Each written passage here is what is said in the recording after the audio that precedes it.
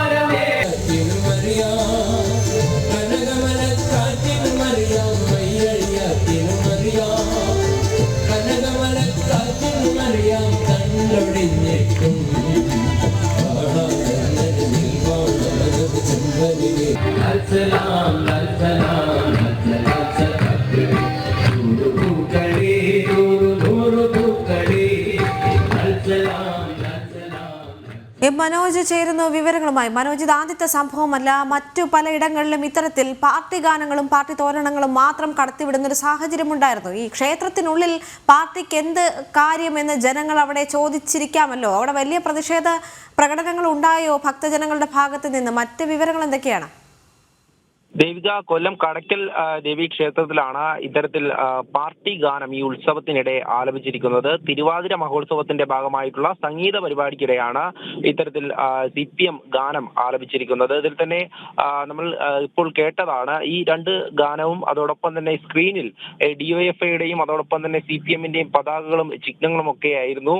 ഇത്തരത്തിൽ ഈ ക്ഷേത്രവുമായി ബന്ധപ്പെട്ട് ഈ തിരുവാതിര ഉത്സവത്തിൽ വ്യാപാരി വ്യവസായി സമിതികളുടെ നേതൃത്വത്തിലാണ് ഇത്തരത്തിലൊരു സംഗീത പരിപാടി സംഘടിപ്പിച്ചിട്ടുള്ളത്. അതിന് ക്ഷേത്ര കമ്മിറ്റി അടക്കം അനുമതി നൽകിയെന്ന് വേണം മനസ്സിലാക്കാൻ. എന്തായാലും ഈ 10-ാം തീയതിയിലാണ് ഇത്തരത്തിലൊരു സംഗീത പരിപാടി നടക്കുന്നത്. ഹൈന്ദവ ക്ഷേത്രങ്ങളിൽ ഇത്തരത്തിൽ ഈ ഒരു CPMന്റെ ഗാനവും അതോടൊപ്പം തന്നെ പ്രവർത്തകർക്ക് ആവേശം പകരാനായി അവിടെയുള്ള പാർട്ടി പ്രവർത്തകരൊക്കെ തന്നെ ആ ഒരു സംഗീത പരിപാടി പങ്കെടുക്കാൻ വേണ്ടി എത്തിയിരുന്നു എന്നാണ് മനസ്സിലാക്കുന്നത്. അത്തരത്തിൽ ക്ഷേത്രത്തെ രാഷ്ട്രീയവൽക്കരിച്ചുകൊണ്ടാണ് ഇങ്ങനെയുള്ള പരിപാടികൾ സംഘടിപ്പിച്ചിരിക്കുന്നത്. നേരത്തെ തന്നെ രാഷ്ട്രീയ പ്രചരണത്തിന് ഈ ക്ഷേത്രങ്ങളെ വേദികളാക്കരുത് എന്ന ഹൈക്കോടതിയുടെ വിധി പ്രകാരം ഇതേ ക്ഷേത്രത്തിൽ നിന്നാണ് മുഖ്യമന്ത്രിയുടെ നവകേരള സദസ്സ് ഉൾപ്പെടെ മാറ്റേണ്ടി വന്നത്. വലിയ പ്രതിഷേധത്തെ തുടർന്നാണ് അത്തരത്തിൽ ഈ നവകേരള സദസ്സ് ഉൾപ്പെടെ ഈ ക്ഷേത്രത്തിന്റെ പരിസരത്ത് വെച്ച് നടത്തരുത് എന്നുള്ള ഒരു പ്രതിഷേധം ഉണ്ടായതിനെ തുടർന്നാണ് അവിടെ നിന്നും മാറ്റിവെക്കുന്നത്. എന്നാൽ അതിന് പിന്നാലെയാണ് ഇപ്പോൾ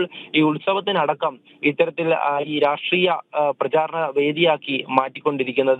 ഇതിൽ തന്നെ നമ്മൾ നേരത്തെ കേട്ടതുപോലെ തന്നെ ഈ ഗാനം ആലോപിക്കുമ്പോൾ ആ വേദിയിലൊക്കെ തന്നെ ആകെയും ഇത്തരത്തിൽ പാർട്ടി ചിഹ്നങ്ങളും അതോടൊപ്പം പതാകകളും ഒക്കെയാണ്.